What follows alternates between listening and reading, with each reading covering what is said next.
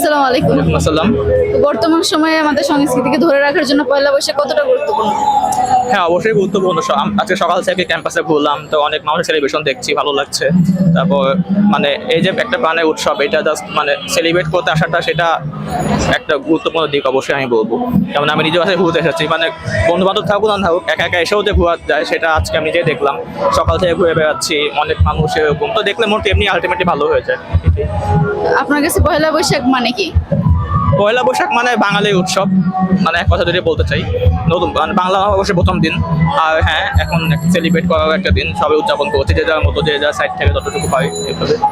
আপনি দিনটা কিভাবে এনজয় করতে চাচ্ছেন? আচ্ছা, যদি আমার কথা বলেন, তো এখন তো দিন শেষ অলমোস্ট। আমি সকালে উঠলাম, উঠে ক্যাম্পাসে আসলাম, দেন হলে ফ্রেন্ডের সাথে দেখা করলাম, অ্যান্ড মোস্টলি আমি একা একাই ঘুরলাম, পুরো ক্যাম্পাস ঘোরা শেষ।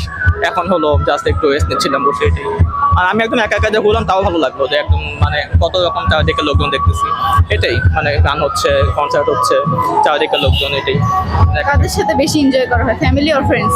ফ্যামিলি অবভিয়াসলি, বাট আজকে আমার ফ্যামিলি মানে বাড়িতেই, আমি একে ঘুরতে আসলাম, as it's my last year, so ক্যাম্পাসে একটু সেলিব্রেট করার জন্য আজকে চলে আসলাম, ফ্রেন্ডের সাথে দেখা করলাম। মানে সব ম্যাক্সিমাম টাইমে একাই ছিলাম, বাট ফ্রেন্ডের সাথে কিছু টাইমও ঘুরলাম, দেন একা একা সব মিলিয়ে ইট ওয়াজ গুড।